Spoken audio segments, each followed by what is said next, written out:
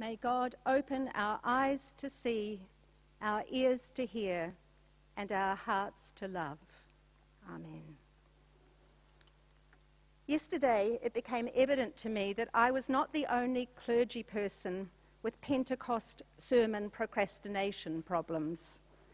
I saw a poll on Twitter set up by, which is a great distraction, which was set up by an American Presbyterian minister. They have these little polls, and it said, if the apostles were not drunk at 9 a.m., what time did they start drinking?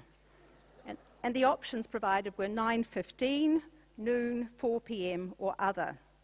I thought the best responses were 9:15, mimosas, clearly not someone who was going to be leading church today, or noon, right after church, just like all the ministers who have a glass of wine with Sunday lunch. Maybe drinking is not a very appropriate place to start a reflection on Pentecost. But as the lectionary blogger Debbie Thomas points out, it's a birthday story like no other, full of wild details that challenge the imagination. She says God showed up and threw the world an unforgettable party. Perhaps there were mimosas at 9:15. We call this the church's birthday. However, we have to acknowledge that the Acts account of Pentecost is a story, like so many Bible stories, that is a bearer of truth rather than a record of fact. The Christian church, as an entity separate from Judaism, did not come into existence until at least 40 years after Jesus died, not 50 days after the resurrection. Pentecost was a Jewish phenomenon. It was an experience of Jews. The Spirit did not come down on anyone. It was there, in them already.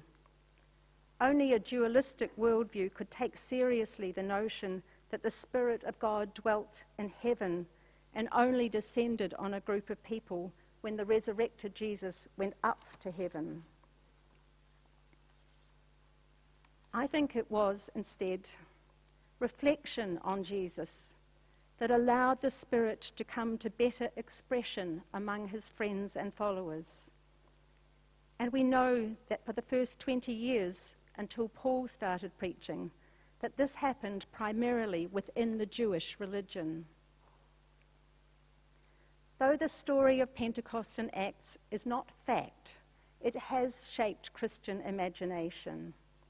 We remember and we retell fire and wind and speech in which the word was once again made flesh. Marcus Borg wrote of Pentecost as the reversal of Babel, the Hebrew story in which God divided and scattered the human communities by multiplying their languages. But Debbie Thomas suggested that rather than reversing Babel, Pentecost perfected and blessed it.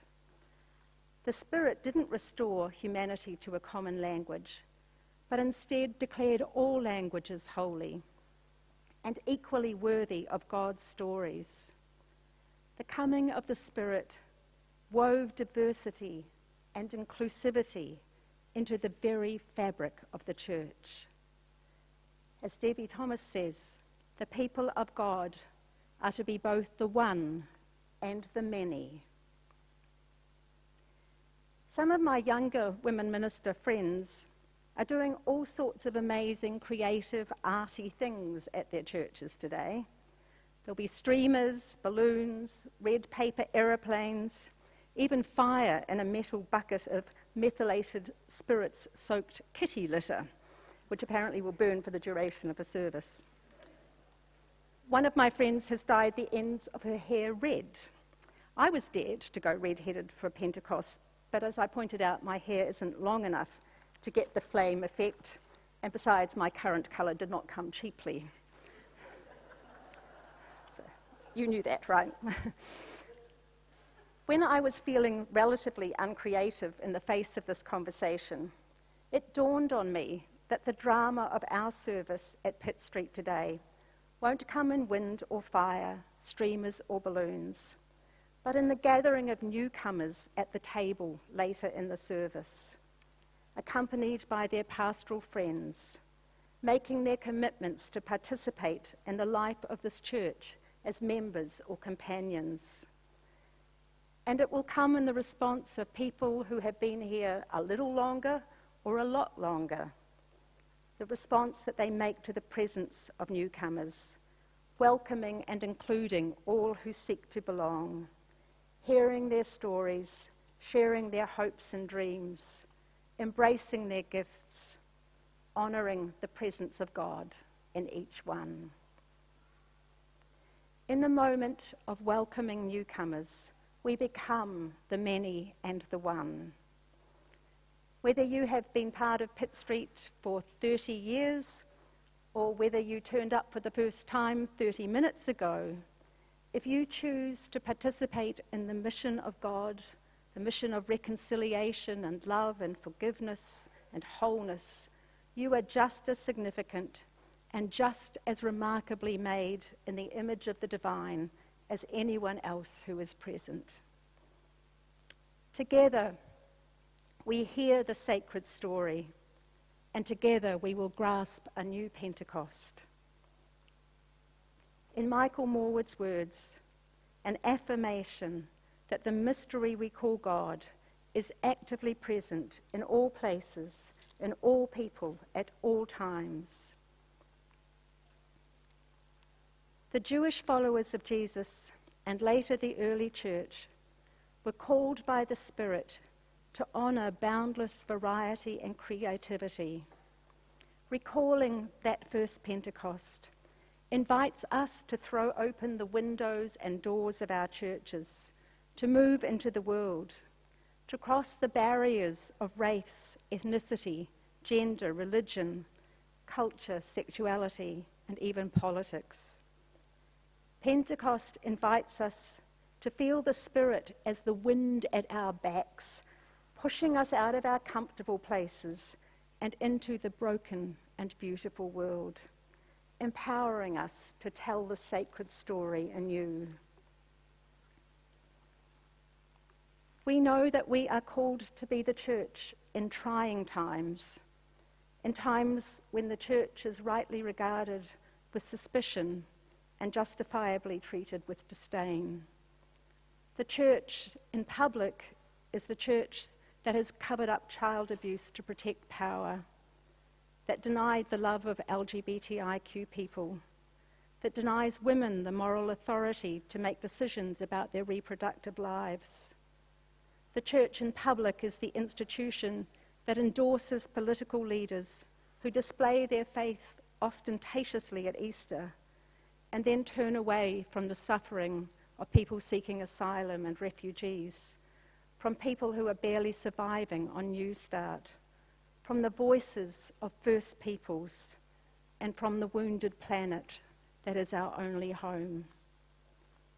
But I believe that even in the face of this, the spirit that drove those frightened followers of Jesus into the streets is calling us to share our faith, no matter how scary that might seem.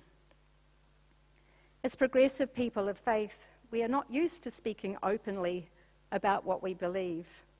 And so oppressive forms of faith are often the only ones that are seen and heard in the public square.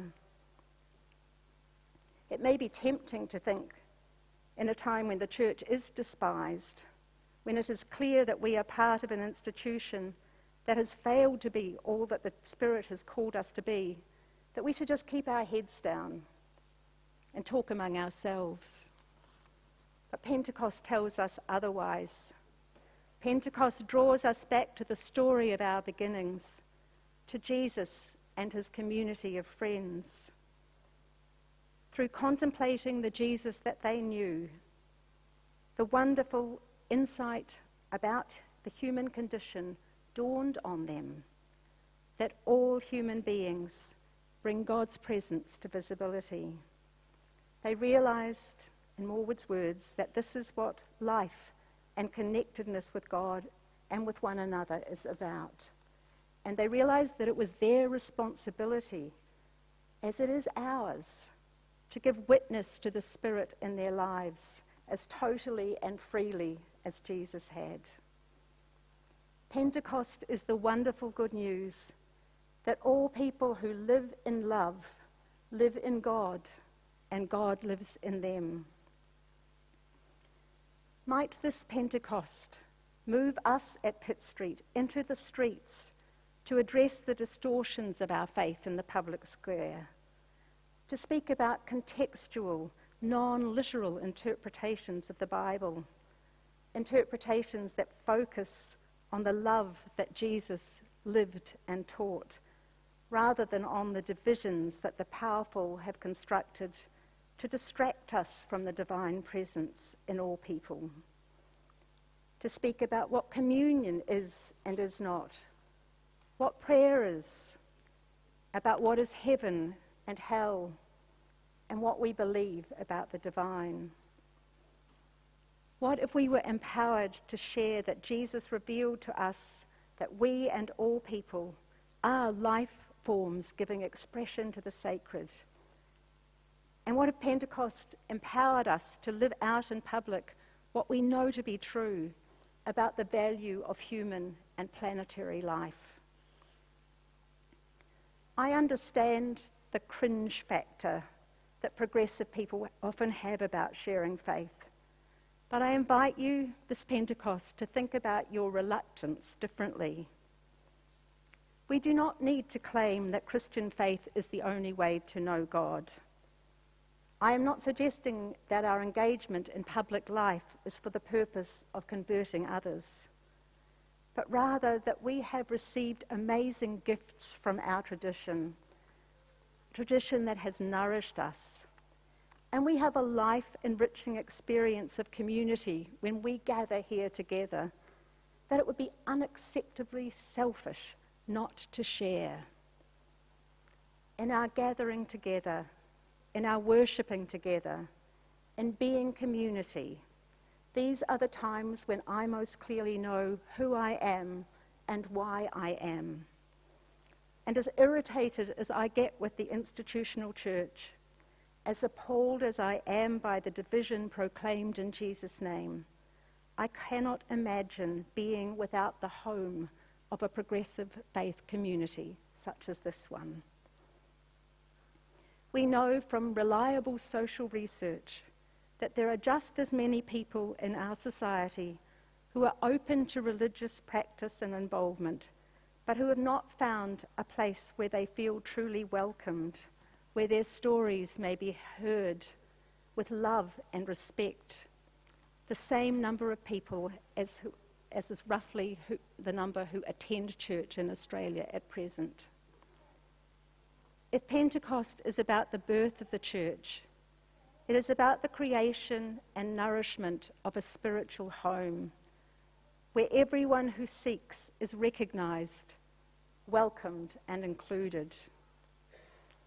As well as being public, prophetic, progressive Christians, we can also strive to ensure that our congregation is a place where all who come know themselves to be at home with God, with themselves, and with the community of justice-seeking, compassion-sharing friends who gather here with them. On this Pentecost day, let us give thanks for the church where stories are heard, where stories are told, where stories of life matter deeply. And let us give thanks for this church and the knowledge that in the divine presence we are all part of one another and we are all here at home. Amen.